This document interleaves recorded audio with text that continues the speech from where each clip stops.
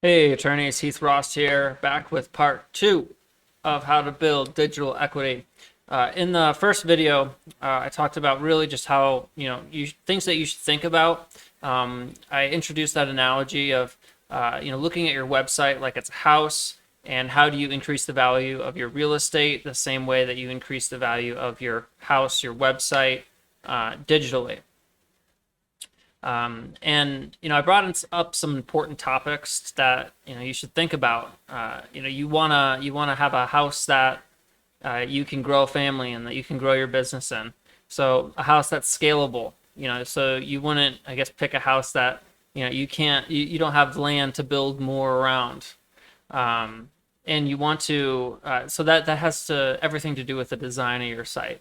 And also you want to make sure that your house is built on a strong infrastructure, a nice strong structure that can withhold building on top of it. You don't want to have to demolish it and start all over with new infrastructure because your infrastructure was crap. So great things to think about as you're going about building equity in your business. I'm gonna focus on the foundation for this video. And I'm going to talk about how you should be building your website. Just looking at your website in terms of layers, it all starts with your website host. So where is your website hosted? There's a lot of things that are involved with making sure that your website is always live and online. Making sure that your website is hosted in a place that is easy to communicate with you. Can handle things when servers go down. We recently saw what happens when DNS becomes an issue for companies like Facebook. They lose lots of money. DNS becomes issues for other businesses all the time, but we never actually hear about it. And oftentimes it's because people in the business aren't visiting the website that day. So if nobody in your business actually visits your own website that day, nobody actually knew that it was down, and then it's up the next day. So you never actually even hear about it unless a customer actually reaches out to you.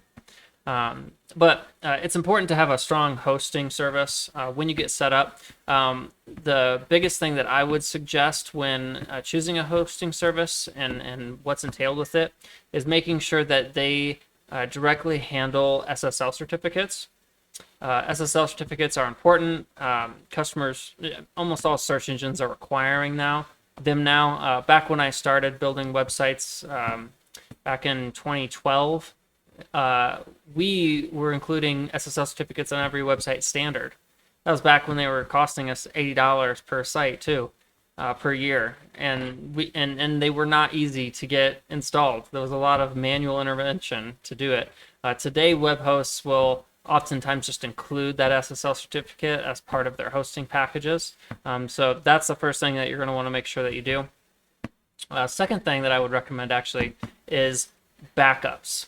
WordPress updates, especially if you're on WordPress, which is actually what I suggest you do first. But I'll talk about that in the next video. I suggest that you have a system on your host that allows you to restore a previous version of your website in case an update comes across that isn't compatible with your website and it takes it down. Making sure that you have that strong infrastructure starting from your web host so that you can handle changes to DNS and changes to your website and revert back to old versions of your website are super important when starting a strong foundation for your digital brand equity. That's all I got for this video. If this was helpful, make sure you give it a like and subscribe, and I'll see you next time.